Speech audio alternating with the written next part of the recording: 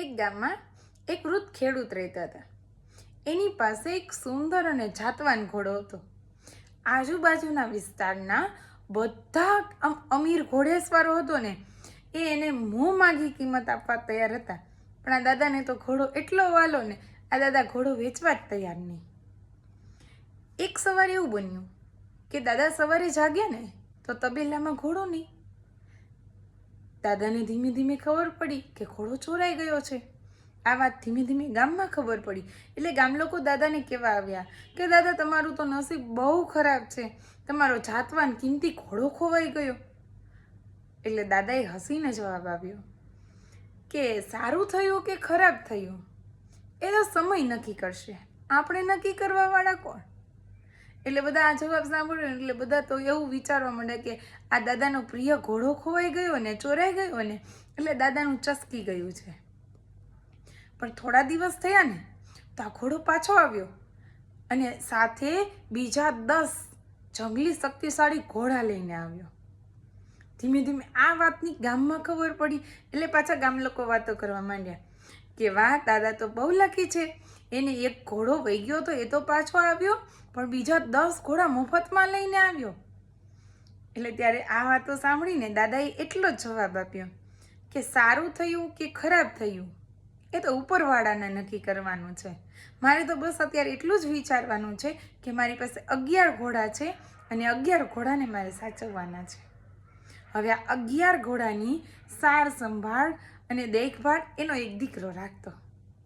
બન્યું એવું કે એકવાર ઘોડેસવારી દરમિયાન એનો આ દીકરો છે એ ઘોડા ઉપરથી પડી ગયો અને પગ ભાંગી ગયો. ગામ લોકોને ખબર પડી એટલે પાછા ગામ લોકોએ વાતો ચાલુ કરી કે આ દાદાએ મફત ઘોડા રાખ્યા ને એટલે આ ઘોડા ઉપરથી પડી ગયો અને બિચારા દીકરાનો પગ ભાંગ્યો. એટલે દાદાએ ત્યારે પણ તટસ્થ રહી અને વિશ્વાસ સાથે એટલો જ જવાબ આપ્યો કે ઘોડો રાખ્યો એ સારું કર્યું, સારું થયું, ખરાબ થયું, મારા દીકરા માટે શું સારું હતું ને શું ખરાબ ને એ તો ઉપરવાળાને જેમ મંજૂર હશે ને એવું જ થશે. આપણે નક્કી કરવાવાળા કોણ? ગામ લોકો તો જતા રહ્યા. બન્યું એવું કે થોડા સમય પછી યુદ્ધ ફાટી નીકળ્યું અને રાજાએ આદેશ કર્યો કે ગામમાં જેટલા પણ યુવાનો છે ને એને ફરજિયાત સૈન્યમાં જોડાવાનું અને ટ્રેનિંગ લઈ અને યુદ્ધ લડવા માટે જવાનું.